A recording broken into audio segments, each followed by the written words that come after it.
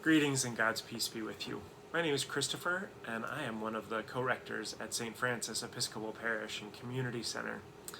It is a joy to have a chance to be with you today. I was looking at the appointed scriptures for this day. We are in the week of prayer for Christian unity, and this is the feast day of the conversion of St. Paul. But I was looking at the gospel passage for today, and I felt like it really connected deeply with me, and I wonder how it connects with you. Jesus is talking to the disciples that he has just gathered them all together, and he is sending them. He's commissioning them, giving them power and authority to do the work that he has called them to do. And he says, "See, I am sending you out like sheep into the midst of wolves. So be wise as serpents and innocent as doves. Beware of them, for they will hand you over to councils and flog you in their synagogues. And you will be dragged before governors and kings because of me, as a testimony to them and the Gentiles. When they hand you over, do not worry about how you are to speak or what you are to say, for what you are to say will be given to you at that time. For it is not you who speak, but the Spirit of your Father speaking through you." That's in Matthew's Gospel, chapter 10.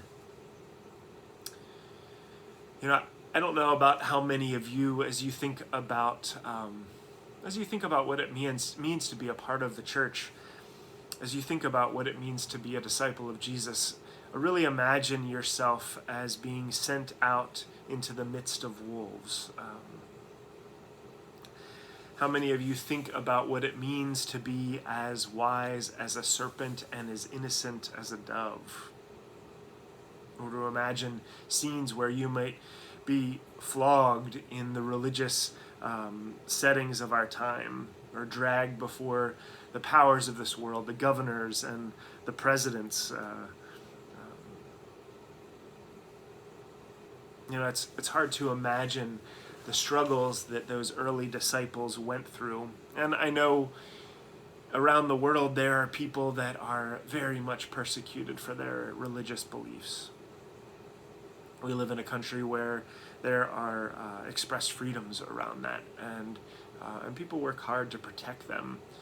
And in the midst of that, I think because of those laws and constitutions and that are set up to really protect people, I also think that there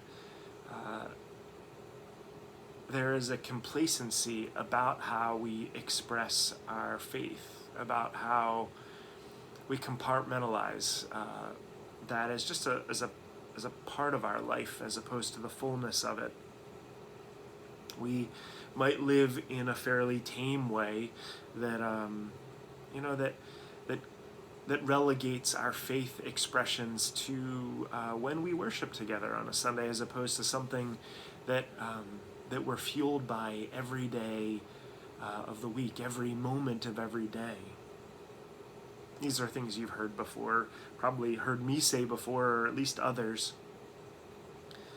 But I think in the times that we live in, and in the challenges of this day, we are called, in the midst of suffering and challenges, to dig deeper with our faith and to look for ways to share what we believe, not in ways that criticize others or make them feel less about themselves or the choices that they're making, but in ways that the good news of Jesus Christ is lived out through our lives and witness, both in speech and in action.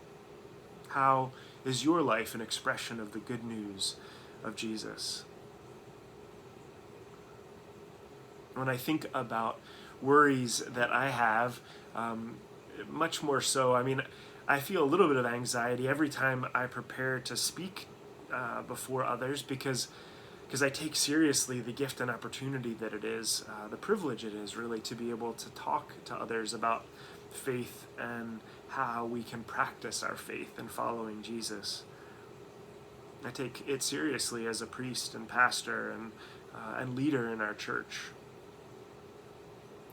But I also trust that the words that I speak are words that I want to believe God gives me. And particularly when the pressure's on, when there is extreme urgency or extreme challenge, I do rely heavily on God to guide me. I wonder what it looks like for you as you face into challenges. Do you believe, can you believe that God gives you what you need, gives you the words to speak when you feel most challenged in this life?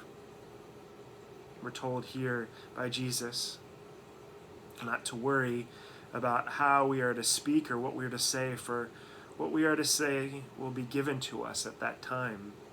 For it is not we who speak, but the Spirit of our Father speaking through us. Perhaps you are familiar with the experience of having words come from you that feel like they come from a really deep place, come from a place of inspiration, feel like perhaps you've spoken from your heart in ways that might unsettle you, make you feel uncomfortable, but they feel true.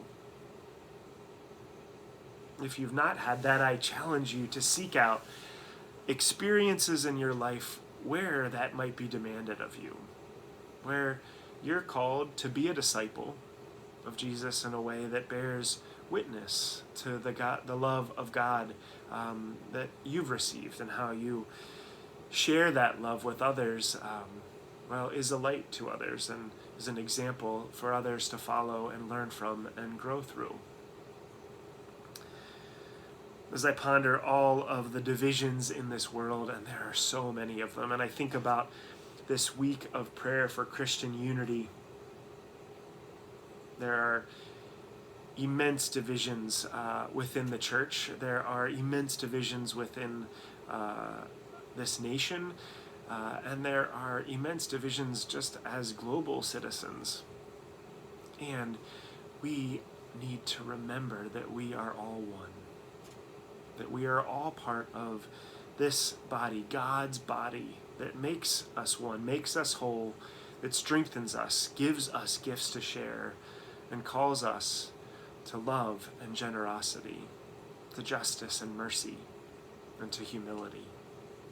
I'm grateful to be a part of this community with you at St. Francis Episcopal Parish and Community Center. Thanks for listening, and I look forward to our next conversation. Until then, God's peace be with you.